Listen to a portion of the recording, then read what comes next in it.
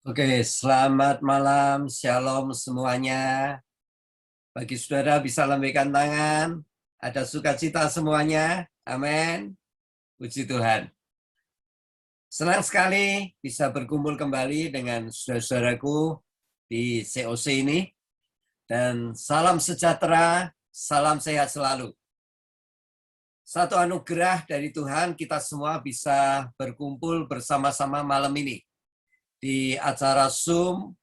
Dan tentunya saya percaya dimanapun saudara berada, saya berdoa ketika pujian dinaikkan, firman Tuhan diberitakan, hadirat Tuhan ada bersama saudara. Hadirat Tuhan ada di dalam rumah saudara, di ruangan saudara berada. Saya berdoa hadirat Tuhan ada di situ. Mari kita akan berdoa. Mari kita akan berdoa. Tuhan, kami merendahkan hati di hadapan-Mu malam ini untuk mempercayai Tuhan kami adalah Tuhan yang adalah roh. Dan dimanapun Engkau maha hadir, Engkau ada di tengah-tengah kami sekarang ini. Engkau berada bersama kami malam ini. Ketika firman-Mu diberitakan, hadirat-Mu, kuasa-Mu, urapan-Mu akan mengalir, datang menjumpai setiap pribadi kami yang membuka hati dan pikiran kami kepadamu. Kami sangat menghormati hadirat-Mu di tempat kami berada sekarang ini, dan kami percaya hadirat-Mu, firman-Mu akan menyembuhkan, akan memperbaharui, akan memulihkan kami, akan membangun kami, dan akan memberkati kami. Hanya di dalam nama Yesus Kristus, hamba-Mu berdoa dan mengucap syukur. Amin. Amin. Puji Tuhan. Puji Tuhan. Baik, malam ini ada satu hal yang saya mau sampaikan kepada saudara selama saudara mendengarkan firman Tuhan ini. Selama hati dan pikiran saudara arahkan kepada Tuhan dengan sungguh-sungguh, saya percaya Tuhan bisa menjumpai saudara secara pribadi malam ini. Dan yang saya tahu, firman Tuhan yang Tuhan mau sampaikan hari ini kepada saudara, saya percaya seperti busur anak panah ketika dilepaskan. Seperti anak panah ketika dilepaskan dari busur, anak panah itu akan melesat dan akan mencapai sasarannya. Akan mencapai sasarannya. Dan saya yakin dan percaya malam ini, dari kebenaran firman Tuhan ini, saya merasakan dalam roh saya minimal ada 5 orang lebih akan mengalami seperti firman Tuhan ini atau sedang mengalami firman Tuhan ini, tetapi saudara juga akan mengalami persis apa yang disampaikan firman Tuhan ini. Akan ada 5 orang lebih akan mengalami perjumpaan dengan Tuhan melalui firman Tuhan ini.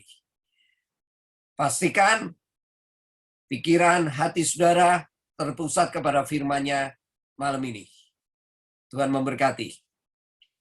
Saudara, percayakah saudara, sejak kita di dalam Tuhan, setiap kita itu memiliki potensi untuk mengalami terobosan-terobosan dalam hidup ini. Sejak kita di dalam Tuhan, apakah saudara percaya hidup kita ini ditentukan oleh Tuhan, bahwa di dalam diri kita ada potensi untuk mengalami terobosan-terobosan dalam hidup ini? Artinya, hidup kita tidak akan sama terus. Hidup kita akan mengalami sesuatu perubahan.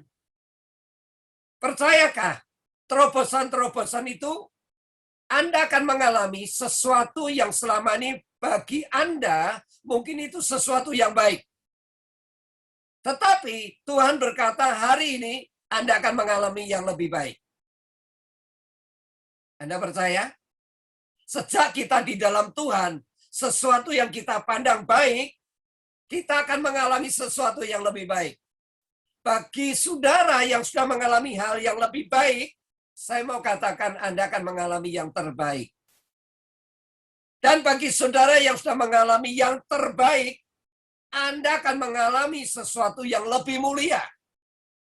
Dan bagi saudara yang sudah mengalami sesuatu yang mulia, akan ada kemuliaan yang lebih besar lagi datang dalam hidup Anda. Apakah saudara percaya apa yang saudara alami dari perkara kecil, Anda akan mengalami perkara-perkara yang besar? Saudara, sejak kita dalam Tuhan, potensi untuk kita mengalami terobosan itu ada dalam hidup kita. Setiap kita harus tahu bahwa Tuhan yang kita sembah di dalam Yesus Kristus sangat menginginkan, sangat rindu setiap kita mengalami peningkatan. Setiap kita, saya ulangi, mengalami peningkatan dalam segala aspek hidup kita. Setiap kita mengalami peningkatan dalam segala aspek hidup kita. Sedang iblis selalu menginginkan hidup kita mengalami penurunan. Tapi kalau Tuhan selalu menginginkan kita mengalami peningkatan. Nah, saudara-saudara yang saya kasih dalam Tuhan. Jadi kita harus percaya, setiap kita pasti akan mengalami sebuah perubahan ke arah yang baik, lebih baik, yang terbaik, lebih mulia, bahkan dari kemuliaan kepada kemuliaan. Itu janji Tuhan kepada kita semuanya. Mari kita pegang janji Tuhan ini, katakan amin. Katakan amin. Katakan amin sekali lagi. Nah, Bapak Ibu Saudara yang saya kasih dalam Tuhan, misalnya, apa yang ada di benak pikiran kita, kalau tiba-tiba kita diberitahu akan menerima sesuatu yang besar. Tiba-tiba kita akan memperoleh sesuatu yang tidak kita sangka-sangka. Tiba-tiba kita akan memperoleh sebuah tanggung jawab yang besar. Misalnya, tiba-tiba Anda dipanggil oleh bos Anda di mana Anda bekerja, lalu bos Anda bilang kepada Anda, bahwa tahun depan Anda akan dipercaya memegang sebuah cabang perusahaan di tempat lain, di mana Anda akan didudukan menjadi kepala cabang untuk mengelolanya. Kira-kira apa yang ada di benak kita, bagaimana perasaan hati saudara saat itu ketika Anda menerima promosi seperti itu? Susah? Sedih? Atau senang? Susah, sedih, atau senang? Tentunya kita akan menerima dengan senang, gembira. Bukan sedih, bukan takut, bukan susah, tapi bangga. Nah, kira-kira apa yang ada di benak pikiran kita ketika kita dipersiapkan kepada sesuatu yang besar? Tiba-tiba kita dipercaya sesuatu yang besar. Tiba-tiba kita mendapat promosi yang lebih baik. Yang ada dalam pikiran kita, kira-kira apa ya? Kira-kira apa? Gajiku tambah besar. Ya, apalagi terhormat. Apalagi aku akan dapat fasilitas dari perusahaan. Apalagi ini membanggakan orang tuaku. Ini akan membanggakan keluargaku. Nah, saudara, pernahkah Anda berpikir menempatkan dalam pikiran Anda ketika menerima sebuah kepercayaan yang lebih besar, maka yang kita hadapi adalah tantangan yang besar pula. Pernahkah kita berpikir ketika kita ditempatkan dalam sebuah promosi oleh Tuhan, pernahkah kita berpikir bahwa kita punya tanggung jawab yang lebih besar lagi? Atau mungkin kita akan mengalami ujian yang lebih besar lagi. Sebagaimana pohon itu semakin tinggi, terpaan anginnya juga semakin kuat. Nah, ketika kita sedang dipersiapkan Tuhan untuk menerima sesuatu tanggung jawab yang besar, dengar ini, kita akan menemukan tantangan-tantangan yang besar pula. Biasanya Tuhan akan mengizinkan kita melewati sebuah ujian, saya ulangi, ujian atau tantangan-tantangan yang baru ketika kita mau dipercaya sesuatu yang baru atau sesuatu yang besar. Coba perhatikan ini. Perhatikan ini. Di setiap ujian atau percobaan itu memiliki dua dimensi pengertian. Memiliki dua dimensi pengertian. Ujian dan percobaan itu ada dua dimensi pengertian. Yang pertama, dimensi yang positif. Apa itu dimensi yang positif? Dimensi yang positif, pencobaan atau ujian itu isinya menguji dan memperbaiki seseorang. Menguji dan memperbaiki seseorang. Biasanya dimensi positif ini, jenis ujian percobaan seperti ini, berasal atau seizin Tuhan. Seizin Tuhan. Sedang dimensi yang kedua namanya dimensi negatif. Dimensi negatif ini isinya apa?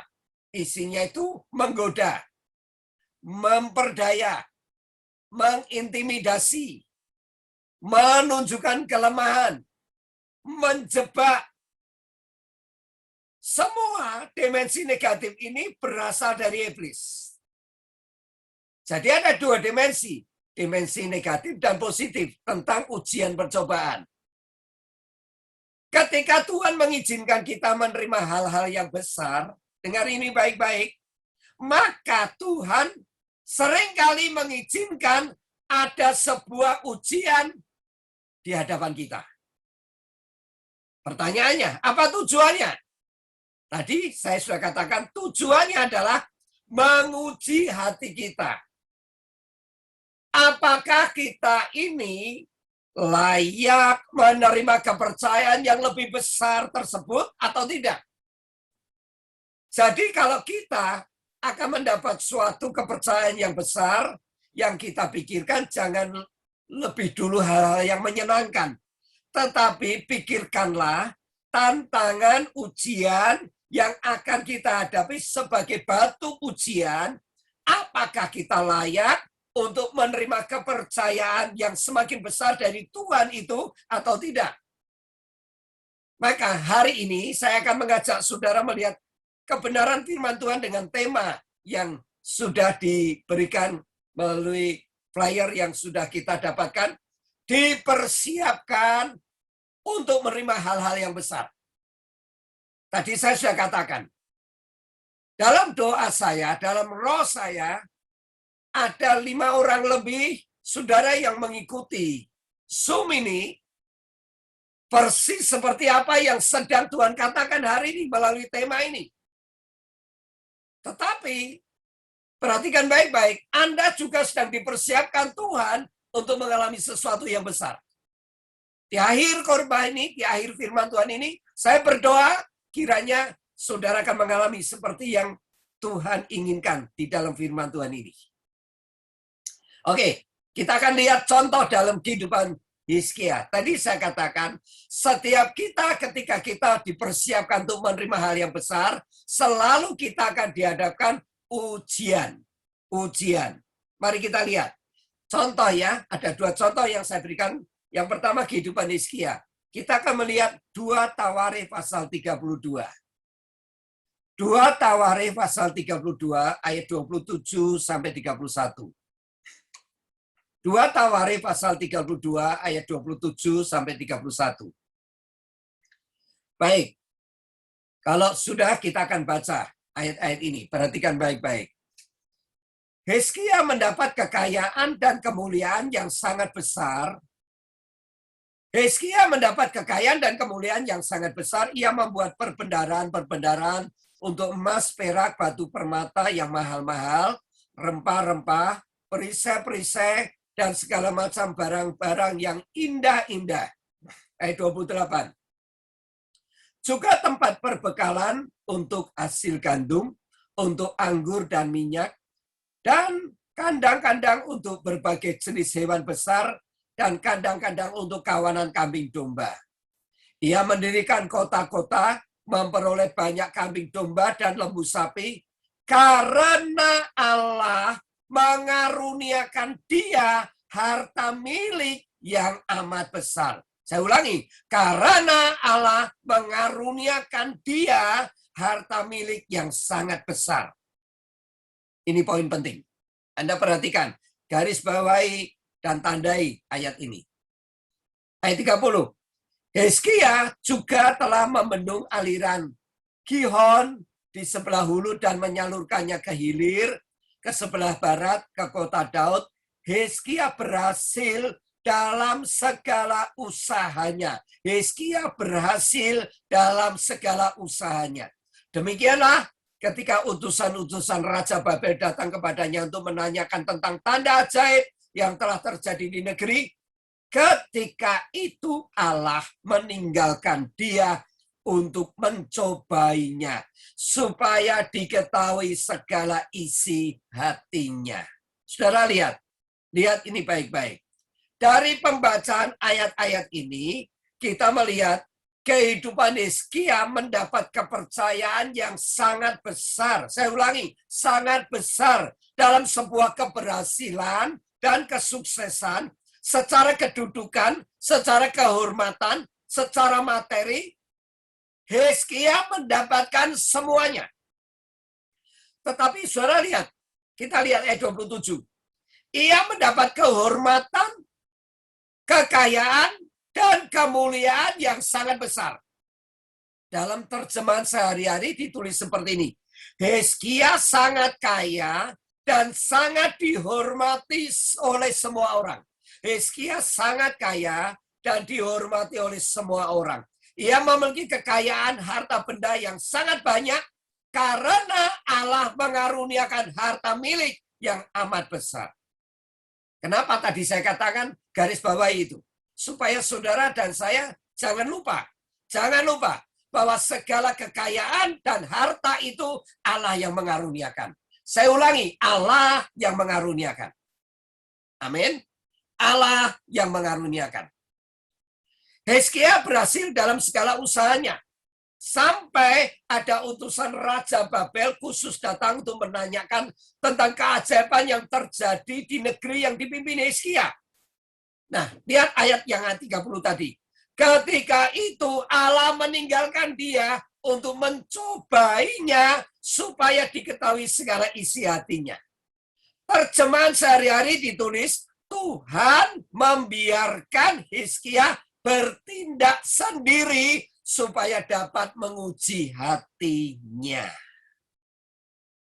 Mari saudara, perhatikan di ayat 31 ini. Ini sangat penting untuk setiap kita memahami ayat kunci ini. Di saat Hizkia ada dalam keberhasilan, kejayaan, kedudukan yang tinggi, punya kekayaan yang banyak, berhasil, sukses dalam segala hal, saat yang sama Allah ketika itu meninggalkan dia. Alkitab menulis Allah membiarkan Hizkia bertindak sendirian. Pertanyaannya, apa tujuan Allah membiarkan Hizkia bertindak sendirian? Apa alasan Allah membiarkan Hizkia bertindak sendirian? Alkitab menulis Allah ingin menguji hati Hizkia. Allah ingin mengetahui isi hati Hizkia. Mari saudaraku, perhatikan kebenaran firman Tuhan ini. Perhatikan baik-baik.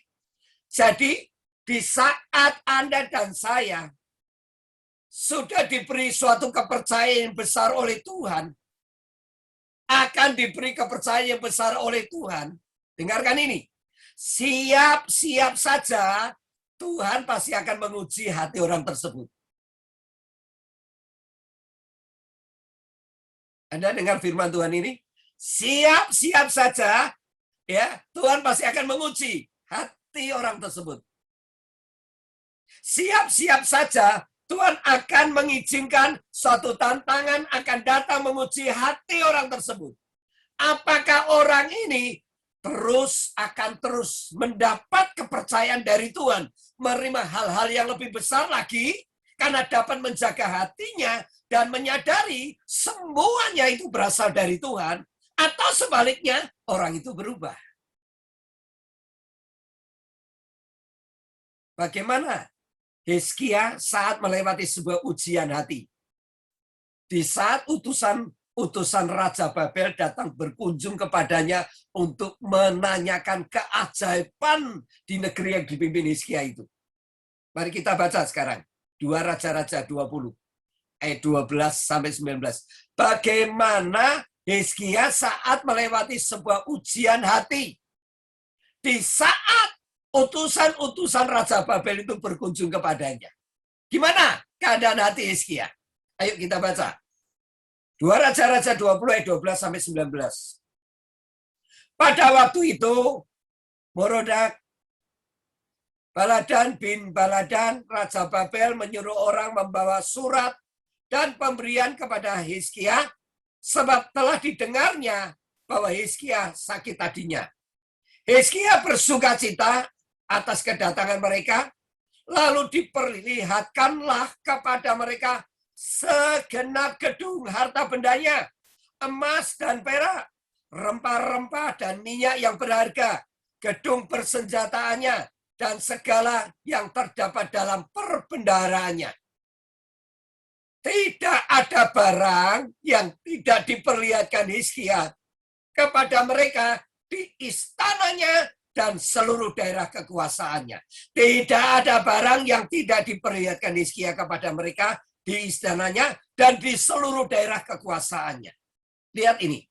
Saat Hizkia mendapat kunjungan utusan dari Babel, Hizkia menunjukkan kekayaannya, keberhasilannya, kesuksesannya dengan bangga. Semua yang ada di istananya ditunjukkan kepada utusan Raja Babel ini. Coba renungkan baik-baik. Kira-kira apa yang Anda dan saya temukan dari maksud tujuan Hizkia menunjukkan semua ini kepada utusan Raja Babel? Kira-kira apa yang Anda dan saya temukan dari maksud tujuan Hizkia menunjukkan semua keberhasilan, semua harta bendanya kepada utusan Raja Babel ini? Ingat ya, tadi firman Tuhan katakan apa? Di sini Allah sedang menguji hati Hizkia yang sesungguhnya. Saat ia dipercaya dengan sesuatu yang besar, apakah hatinya berubah? Menurut saudara, hati Hizkia berubah atau tidak? Menurut saudara, hati Hizkia berubah atau tidak? Ayo, menurut saudara, hati Hizkia berubah atau tidak? Allah telah melihat ketidakkonsistenan hati Hizkia saat ia dipercaya dengan sesuatu yang besar. Hizkia menjadi sombong dan congkak. Hizkia lupa bahwa semua yang dia punya itu Allah lah yang mengaruniakan, Allah lah yang mempercayakan. Lalu Allah mengutus Nabi Yesaya. Ya, mengapa Allah mengutus Nabi Yesaya? Untuk menegur Hizkia. Mari kita lihat ayat 14 sampai ayat 18. Ayat 14 sampai 18. Kemudian datanglah Nabi Yesaya kepada Raja Hizkia dan bertanya kepadanya, apakah yang telah dikatakan orang-orang ini? Dari manakah mereka datang? Jawab Hizkia, mereka datang dari negeri jauh, dari Babel. Lalu tanyanya lagi, apakah yang telah dilihat mereka di istanamu? Jawab Hizkia, semua yang ada di istanaku telah mereka lihat. Tidak ada barang yang tidak kuperlihatkan kepada mereka di perbendaharaanku. Ayat 16. Lalu Yesaya berkata kepada Hizkia, dengarkanlah firman Tuhan. Sesungguhnya suatu masa akan datang bahwa segala yang ada dalam istanamu dan yang disimpan oleh nenek moyangmu sampai hari ini akan diangkut ke Babel. Tidak ada barang yang akan ditinggalkan. Demikian firman Tuhan. Dan dari keturunanmu yang akan kau peroleh akan diambil orang untuk menjadi sida-sida di istana Raja Babel. Yesaya diutus Tuhan untuk menegur Hizkia. Kenapa? Karena kesombongannya. Karena kecongkaannya.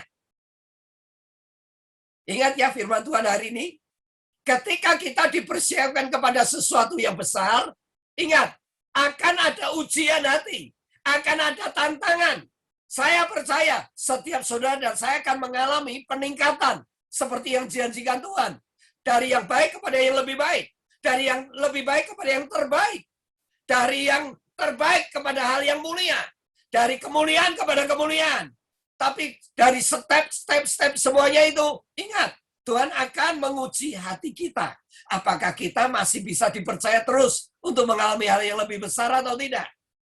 Hizkia, pelajaran hidup Hizkia menunjukkan kepada kita semuanya di mana Hizkia telah sombong, congkak, lupa bahwa semua yang mengaruniakan adalah Tuhan. Nah, saat Hizkia menegur, Yesaya menegur Hizkia, harusnya sikap Hizkia ini seperti apa? Harusnya minta ampun, menyesal, serta menyadari kesalahannya seperti Daud ketika ditegur oleh Nabi Nathan oleh dia karena dia telah melakukan sesuatu dosa perzinahan. Daud menyesal. Harusnya Tuhan menghukum dia mati, tapi Daud diampuni. Hizkia pun ketika ditegur Yesaya melalui Tuhan, melalui Yesaya, Tuhan bicara melalui Yesaya, harusnya Hizkia ini sadar. Harusnya Hizkia ini menyesal dan minta ampun. Tetapi kita lihat bagaimana reaksi Hizkia. Ayat 19. Ayat 19 kita baca. Bagaimana reaksi Hizkia? Hizkia menjawab kepada Yesaya, sungguh baik firman Tuhan yang kau ucapkan itu. Tetapi pikirnya, asal ada damai dan keamanan seumur hidupku. Apa artinya ayat ini? Apa artinya ayat ini? Hizkia marah dengan teguran Allah lewat Nabi Yesaya. Hizkia tidak bisa menerima teguran itu. Bahkan Hizkia mengeraskan hatinya. Ia masa bodoh dengan teguran firman Tuhan itu. Ia berpikir, yang penting di zamanku tetap ada kemakmuran dan tetap ada keamanan seumur hidupnya. Masa bodoh, masa peduli dengan keadaan apapun yang disampaikan Yesaya. Yang penting di zamanku ada kemakmuran, ada keamanan seumur hidupku. Yang lainnya dia tidak peduli. Bukannya menyesal, bukannya malah merendahkan diri di hadapan Tuhan, namun malah mengeraskan hati di hadapan Allah ketika Tuhan menegur Hizkia melalui Yesaya. Saudara, perhatikan ini. Perlu kita bersikap hati-hati di saat Tuhan mulai mengangkat kita. Perlu kita bersikap hati-hati di saat Tuhan mempercayakan hal yang baru dalam hidup kita. Sebab saat itu ujian atau tantangan dari Tuhan untuk menguji hati kita akan datang. Menguji hati kita sesungguhnya itu seperti apa? Seperti Tuhan menguji Hizkia, demikian Tuhan akan menguji kita. Contoh yang kedua, tentang Yusuf. Yusuf sejak muda dipersiapkan oleh Tuhan untuk menerima hal-hal yang besar dalam sejarah hidupnya. Sejak muda, Tuhan sudah mempersiapkan dia untuk menjadi orang yang besar. Karena dipersiapkan oleh Tuhan untuk menerima hal yang besar, itu sebabnya sejak usia yang masih tergolong muda sekali, Yusuf sudah terbiasa mengalami sesuatu yang namanya ujian hidup. Jadi kalau saudara sering mengalami ujian hidup, ya Anda itu jangan buru-buru marah sama Tuhan. Jangan buru-buru Anda itu putus asa. Siapa tahu ujian itu mempersiapkan kita untuk kita mengalami sesuatu yang besar nantinya. Amin. Amin. Ya, terus ya, lihat. Sejak muda Yusuf sudah menemukan ujian hidup. Ujian hidup itu berupa teror, intimidasi dari saudara-saudara kandungnya sendiri. Orang-orang yang seharusnya melindungi dan menjaga Yusuf justru membenci dan selalu mengata-ngatai Yusuf. Dan selama ini Yusuf dapat mengatasi ujian itu. Karena Yusuf memiliki tempat untuk mengadukan masalahnya. Menurut saudara, siapa tempat pengaduan Yusuf? Menurut saudara siapa? Siapa? Tempat pengaduan Yusuf, kalau Yusuf punya masalah, siapa tempat pengaduannya? Siapa? Ayo. Ya. Bukan Tuhan, siapa? Ayahnya, ya, karena dia anak bungsu, anak yang paling disayang, ya. Ayahnya tempat pengaduan, ya. Namun sudah lihat, tiba saatnya Tuhan tidak lagi mengizinkan hal yang sama terus jadi dalam hidup Yusuf. Tuhan tidak ingin kita telah merasa mampu dengan kekuatan kita sendiri, di mana kita bertahun-tahun terus-menerus dilatih oleh Tuhan untuk mengangkat beban yang sama. Tuhan tidak pengen kita bertahun-tahun hanya mengangkat beban yang sama. Tuhan ingin kita dilatih untuk mengangkat beban yang lebih berat lagi. Nah, itu cara Tuhan. Sebab Tuhan ingin mempercayakan hal-hal yang besar dalam hidup kita. Amin. Amin. Sebab Tuhan ingin mempercayakan hal yang besar dalam hidup kita. Maka kita pasti akan diizinkan Tuhan memasuki suatu dimensi tingkat ujian seperti Yusuf, di mana ia harus keluar dari rumahnya. Artinya apa? Ketika Yusuf dibuang ke sumur yang kering oleh saudara-saudaranya, lihat ini, Yusuf sudah tidak dapat lagi bergantung kepada kekuatannya sendiri. Yusuf sudah tidak bisa lagi mengadukan masalahnya kepada ayahnya. Di sumur yang dalam, yang kering itu, Yusuf sendirian belajar bergantung sepenuhnya hanya kepada Tuhan saja. Lihat pewahyuan ini, lihat pewahyuan ini. Ada saatnya orang-orang di sekitar Anda tidak bisa Anda harapkan lagi. Tuhan akan membawa Anda keluar, ya, di mana Anda mampu terus untuk mengatasi persoalan yang sama.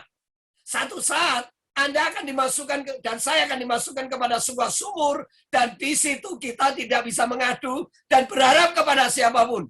Dalam kesendirian kita hanya bisa mencari dan mengandalkan Tuhan saja. Ada yang mengalami? Ada yang sedang mengalami seperti itu di Zoom ini? Ada yang sedang mengalami hal yang seperti Yusuf? Anda sekarang ini tidak ada sekitar Anda yang mendukung Anda. Anda sendirian dalam sumur yang kering. Dan satu-satunya hari ini Tuhan berkata kepada Anda harus berharap hanya kepada Tuhan saja. Nah, saudara, di sumur yang dalam tersebut, Yusuf dalam kesendiriannya belajar bergantung sepenuhnya hanya kepada Tuhan saja. Kemudian oleh saudara-saudaranya Yusuf diambil dari sumur dan dijual kepada pedagang Ismail sebagai budak. Tidak lama kemudian Yusuf dibeli oleh seorang pegawai istana Firaun, istana Mesir, Raja Firaun yang namanya Potifar. Dan Yusuf memulai sebuah kehidupan yang baru, yaitu budak, sebagai budak yang bekerja di rumah Potifar. Perhatikan ini. Dari sumur sendirian diangkat, dijual jadi budak, sekarang bekerja jadi budak di rumah Potifar. Mengapa Tuhan mengizinkan Yusuf masuk ke dalam ujian sebagai budak? Bagi Yusuf, pekerjaan jadi budak itu bukan pekerjaan yang sudah dilakukan sehari-hari, yang sudah biasa dia lakukan. Dia anak manja. Itu adalah sebuah pekerjaan yang berat, yang sebelumnya belum pernah sama sekali yang kerjakan dalam hidupnya. Mengapa Tuhan izinkan dia harus mengalami satu ujian yang dimana dia belum pernah mengalami sebelumnya? Dengar ini. Jawabannya adalah karena Tuhan sedang menyiapkan untuk Yusuf dipercayakan hal-hal yang besar. Karena dia mau dipercayakan hal yang besar, dia masuk dalam ujian yang besar pula. Maka ia dididik untuk belajar bergantung sepenuhnya kepada Tuhan yang berkuasa membawa Yusuf ke masa depan yang sangat baik dan sangat mulia itu. Saudara-saudaraku, dengarkan. Kalau kita dapat menangkap pesan dari firman Tuhan malam ini, sebenarnya semua proses yang sedang terjadi dalam hidup kita sekarang ini, seperti masalah yang sedang terjadi dalam rumah tangga kita, seperti yang persoalan yang sedang terjadi dalam bisnis usaha kita sekarang ini. Mungkin di antara kita malam ini yang mengikuti Zoom ini, kita sedang mengalami penundaan.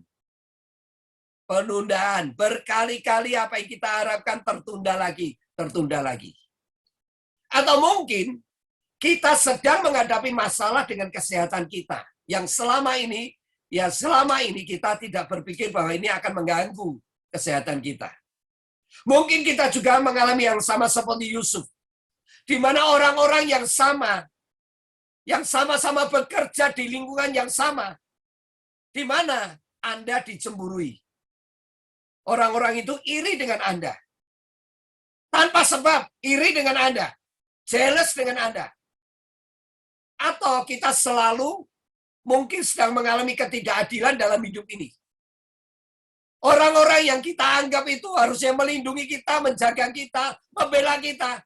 Sekarang mereka memperlakukan kita tidak adil. Atau mungkin di antara kita yang mengikuti Zoom ini, sudah berkali-kali coba bangkit, berusaha lagi, tapi kegagalan yang Anda temui. Atau mungkin sekarang ini, Anda sedang ada di dalam kesendirian menghadapi berbagai tekanan persoalan yang tiap hari menekan Anda dan tidak ada seorang pun di sekitar kita, tempat kita bisa mengadu seperti Yusuf kepada ayahnya. Dengarkan ini, dengarkan firman Tuhan ini. Saya ulangi, dengarkan firman Tuhan ini. Semua yang sekarang sedang terjadi dengan kita sekarang ini, yang saya mau katakan kebetulan saudara mendengar kebenaran firman Tuhan di Zoom ini, sekarang ini ada Anda mendengar kebenaran firman Tuhan ini, dengar ini bukan secara kebetulan. Sekali lagi, bukan secara kebetulan. Tangkap pesan firman Tuhan, kebenaran firman Tuhan hari ini adalah proses yang Tuhan sedang membentuk kita. Ini adalah proses dari Tuhan yang sedang membentuk kita untuk mempersiapkan kita. Bahwa kita ini akan dibawa ke hal-hal yang baru yang Anda akan terima jauh lebih besar daripada sebelumnya. Jauh lebih indah daripada sebelumnya. Jauh lebih mulia daripada sebelumnya. Mungkin ini adalah sebuah masa persiapan untuk Anda dan saya dipercayakan Tuhan kepada sebuah tanggung jawab yang lebih besar. Itu sebabnya Anda dan saya dilatih iman kita. Anda dan saya dilatih pengharapan kita. Bukan dengan kekuatan kita, tapi sepenuhnya kita hanya bergantung dan mengandalkan Tuhan saja. Kalau setiap kita tahu akan hal ini, selaku hamba Tuhan, saya sangat percaya bahwa Anda dan saya akan dapat melewati semua pergumulan ini penuh dengan sukacita, penuh dengan damai sejahtera, dan mendorong spirit kita untuk terus maju, bukannya mundur. Bukannya mundur, tapi Anda akan terus maju. Setidaknya saya akan menyampaikan, ada 3 hal yang harus kita ketahui, cara Tuhan mempersiapkan kita dalam mengalami ujian. Ada 3 hal cara Tuhan mempersiapkan kita ketika kita menghadapi tantangan ujian. Yang pertama, ketika Tuhan izinkan ujian baru datang dalam hidup kita. Yang pertama, maka kita pasti diberikan kemampuan, kesanggupan ilahi, atau kasih karunia dari Tuhan. Saya ulangi, kalau Tuhan izinkan kita dipersiapkan untuk mengalami hal yang besar, maka ketika kita menghadapi ujian, Tuhan akan memberikan kepada kita kemampuan. Tuhan akan memberikan kita kesanggupan ilahi. Dan Tuhan pasti akan memberikan kepada kita kasih karunia-Nya. Memang Yusuf sudah bebas dari teror, intimidasi dari kakak-kakaknya. Tapi sekarang Yusuf jadi budak. Ingat, selama hidupnya Yusuf belum pernah mengerjakan pekerjaan yang kasar sebagai budak. Tetapi firman Tuhan menulis bahwa Yusuf selalu berhasil atas apapun yang dikerjakannya. Jadi budak, bukan tempat dia bekerja, bukan dia tempat yang biasa bekerja. Itu ada pekerjaan yang berat, tetapi Tuhan membuat dia berhasil. Kenapa? Karena Tuhan memberikan kesanggupan ilahi. Karena Tuhan memberikan kemampuan ilahi. Jadi percayalah, kalau Anda dan saya dibawa masuk dalam ujian, dipersiapkan untuk mengalami hal yang besar, Anda dan saya pasti diberi kemampuan, kesanggupan ilahi untuk cakap menanggungnya. Tuhan akan memberikan kepada kita kesanggupan ilahi, kemampuan ilahi, dan kasih karunia-Nya atas kita. Nah, inilah yang Tuhan ingin sampaikan kepada kita hal yang pertama. Firman Tuhan ditulis dalam 1 Korintus 10 ayat 13. Mari kita baca. 1 Korintus 10 ayat 13. Firman Tuhan berkata seperti ini. Pencobaan-pencobaan yang kamu alami ialah pencobaan-pencobaan yang biasa yang tidak melebihi kekuatan manusia. Sebab Allah setia, dan karena itu ia akan membiarkan kamu dicobai melampaui. Ia tidak akan membiarkan kamu dicobai melampaui kekuatanmu. Pada waktu kamu dicobai, ia akan memberikan kepadamu jalan keluar, sehingga kamu dapat menanggungnya. Saya lebih tertarik dalam terjemahan sehari-hari. Seperti ini, dengarkan baik-baik. Seperti ini. Setiap pencobaan yang saudara alami adalah pencobaan yang lazim dialami manusia. Tetapi Allah setia pada janjinya. Ia tidak akan membiarkan saudara dicobai lebih daripada kesanggupanmu. Oh, ini indah. Allah tidak akan mencobai saudara lebih daripada kesanggupanmu. Pada waktu saudara ditimpa cobaan, ia akan memberi jalan kepadamu untuk menjadi kuat supaya saudara dapat bertahan. Oh, dalam terjemahan sehari-hari lebih luar biasa. Saudaraku yang saya kasih dalam Tuhan, jadi sebenarnya saudara dan saya harus menyadari kalau Tuhan izinkan kita dibawa masuk dalam percobaan untuk dipersiapkan menerima tanggung jawab dan hal yang lebih besar, ingat, Tuhan pasti memberikan kesanggupan ilahi, kemampuan ilahi. Jangan takut, saudara. Jangan takut. Yang kedua, saudara. Yang kedua. Kita lihat yang kedua.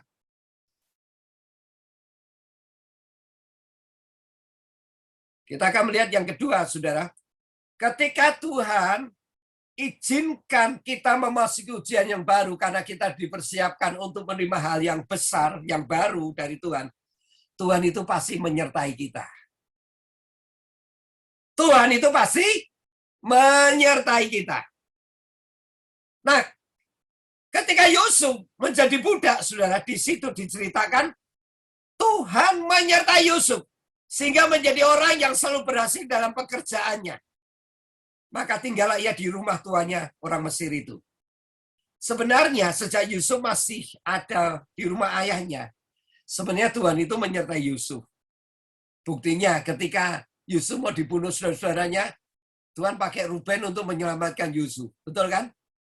Tapi kenyataannya, Yusuf yang masih muda tidak merasakan akan penyertaan Tuhan itu. Yusuf itu tidak merasakan. Ada perasaan bahwa ia tidak butuh Tuhan saat ia tinggal di rumah ayahnya. Yang ia butuhkan justru penyertaan dari ayahnya. Tempat ia mengadu bukan kepada Tuhan. Namun, saat ia diizinkan mengalami kesendirian di sumur, saat ia dijual jadi budak dan tinggal sebagai orang asing, saat ia dipenjara di ruang yang sangat terbatas, di situ baru Yusuf merasakan penyertaan Tuhan dalam hidupnya. Karena ia sudah tidak punya pilihan lain untuk bisa mengadu kecuali kepada Tuhan saja yang mengadukan perkara yang dialaminya. Di tempat kesunyiannya, di tempat kesendiriannya itulah ia mencurahkan isi hatinya kepada Tuhan. Dan Yusuf merasakan akan penyertaan Tuhan. Inilah alasannya. Ketika kita diizinkan sendirian seperti Yusuf di dalam sumur masalah kita, ya di dalam sumur masalah kita, sesungguhnya Tuhan ingin kita dapat merasakan akan penyertaan Tuhan dalam hidup kita. Agar kita dapat menemukan Tuhan di tempat kesendirian kita itu. Percayalah, Tuhan tidak pernah tinggalkan kita. Amin. Tuhan tidak pernah tinggalkan kita. Sekalipun kita sedang dalam kesendirian, orang-orang dekat kita sudah menjauh dari kita, atau kita di tempat asing sekalipun, janjinya kepada kita, Dia tetap akan menyertai kita. Mari kita baca Yesaya 43 ayat 2. Ini ayat yang sangat indah sekali untuk kita baca. Yesaya 43 ayat 2. Firman Tuhan berkata seperti ini. Apabila engkau menyeberang melalui air, aku akan menyertai engkau. Atau melalui sungai-sungai, engkau tidak akan dihanyutkan. Apabila engkau berjalan melalui api, engkau tidak akan dihanguskan. Dan nyala api tidak akan membakar engkau. Amin. Ketika Tuhan izinkan kita melewati ujian baru, percayalah, Tuhan pasti menyertai kita. Jadi, setiap kita ketika diizinkan memasuki masa ujian, karena Tuhan mempersiapkan kita memasuki hal yang besar, yang pertama, Tuhan pasti memberi kesanggupan kita. Yang kedua, Tuhan pasti menyertai kita. Dan yang terakhir, ketika Tuhan izinkan masuk ujian yang baru dalam hidup kita, Tuhan sedang mempersiapkan kita. Kita pasti mengalami hal yang besar itu. Kita pasti mengalami hal yang besar itu. Tahukah saudara, Justru keberadaan Yusuf di rumah Potifar ini, adalah masa persiapan Tuhan yang tinggal selangkah lagi membawa masuk Yusuf ke istana Firaun. Bagaimana cara Tuhan membawa Yusuf masuk ke istana Firaun? Melalui fitnahan. Karena itu, saudara, ya kita lihat. Karena melalui fitnahan, tuduhan yang tidak benar dari istri Potifar. Bahwa istri Potifar memfitnah Yusuf ingin memperkosa. Nah, akhirnya Yusuf dipenjara di lingkungan istana Firaun. Dengar ini, saudara. Kadang kita ini membela harga diri kita mati-matian ketika ada orang yang memfitnah kita. Sementara kita tidak melakukan seperti orang yang dituduhkan kepada kita. Berapa kali kita mau melabrak orang tersebut gara-gara kita difitnah. Gara-gara kita dituduh dengan sesuatu yang tidak kita lakukan. Saudara tahukah? Tuhan bisa memakai suatu ketidakadilan yang diperlakukan kepada kita untuk menjadi jalan singkat menuju perkara-perkara yang besar yang Tuhan telah sediakan kepada kita. Namun ketika kita tidak mengerti hal itu, lalu kita menggunakan cara kita, kekuatan kita, emosi kita, daging kita, itu yang membuat segala perjalanan kita jadi tertunda. Promosi dari Tuhan tertunda. Kenapa? Karena kita tidak melakukan sesuai dengan apa yang Tuhan inginkan. Jadi, ketika kita diperlakukan tidak adil, sebenarnya ketika kita bisa merespon dengan benar, dengan caranya Tuhan, itu adalah jalan singkat menuju perkara-perkara besar yang Tuhan sudah sediakan kepada kita. Jangan buru-buru kita marah ketika ada orang memfitnah kita, menuduh kita. Dengar ini, kesabaran, pengampunan yang kita lepaskan kepada orang itu membuat kita akan mengalami shortcut. Membuat kita akan mengalami jalan yang singkat menuju promosi dari Tuhan. Amin. Amin. Itu ada jalan yang singkat menuju promosi dari Tuhan. Seringkali kita berpikir di saat kita sudah ada di ruang batas akhir kita, di ruang penjara yang serba terbatas seperti yang dialami Yusuf, lalu kita berpikir ini adalah akhir dari segala-galanya. Kita berpikir sudah habis aku tidak punya kesempatan lagi. Sudah aku tidak bisa bangkit lagi. Aku pasti bangkrut. Aku akan nyerah hal ini. Seringkali kalau kita sudah di ruang terbatas, seperti Yusuf dalam ruang terbatas di penjaranya, kita pikir itu sudah akhir segala-galanya. Padahal itu adalah tempat Tuhan melimpahkan kasih karunia-Nya yang besar. Karunia mimpi Yusuf dipertajam oleh Tuhan di tempat terbatas itu. Potensi yang ada dalam Yusuf mulai dimunculkan oleh Tuhan di tempat yang terbatas itu. Dengarkan ini. Saya akan akhiri ini. Justru di tempat kita yang paling sulit. Di tempat kita yang paling sulit kita hadapi sekarang ini, itulah tempat di mana Tuhan sedang kembangkan potensi. Tuhan sedang kembangkan pengurapan yang baru. Karunia dari Tuhan atas hidup kita. Justru di tempat yang di mana sekarang ini kita merasa sangat-sangat terbatas, sangat-sangat terjepit. Disitulah Tuhan akan memperlengkapi, meneguhkan, menguatkan, dan mengokohkan kita semuanya. Tuhan ingin kita mengerti bahwa setiap kita akan dipersiapkan untuk mengalami hal yang jauh lebih besar dan lebih mulia. Untuk dapat masuk perkara-perkara yang besar dari Tuhan, kita akan selalu menghadapi batu ujian lebih dulu dari Tuhan. Pekalah dengan cara-cara Tuhan saat kita dibawa masuk dalam ujian-ujian tersebut. Kalau Tuhan mengizinkan kita mengalami ujian dalam hidup ini, pasti Tuhan memberikan kasih karunia berupa kesanggupan Allah ada dalam diri kita. Pasti Tuhan menyertai kita. Dan yang ketiga, pasti sesuatu yang besar akan terjadi dalam hidup kita. Jangan kita memberontak ketika kita dibentuk oleh Tuhan. Amin. Amin. Mari kita baca ayat yang terakhir dalam 1 Petrus pasal 5 ayat 10 dan 11. Ayat yang terakhir. Pak Yanuar akan mempersiapkan sebuah lagu, dan lagunya akan dinyanyikan 2 kali, lalu kita akan berdoa bersama-sama. Kita akan baca firman Tuhan 1 Petrus 5, 10-11. Dan Allah, sumber segala kasih karunia, yang telah memanggil kamu dalam Kristus kepada kemuliaannya yang kekal, akan memperlengkapi, meneguhkan, menguatkan, dan mengokohkan kamu sesudah kamu menderita seketika lamanya. Ialah yang empunya kuasa sampai selama-lamanya. Amin. Amin. Saudaraku, percayalah apa yang Tuhan persiapkan hari ini melalui firman-Nya adalah sebuah persiapan untuk membawa kita mengalami hal yang lebih baik, lebih mulia, lebih besar dari Tuhan. Jadi mari kita responi semua ujian dari Tuhan ini dengan sudut pandang Tuhan yang benar. Tuhan memberkati.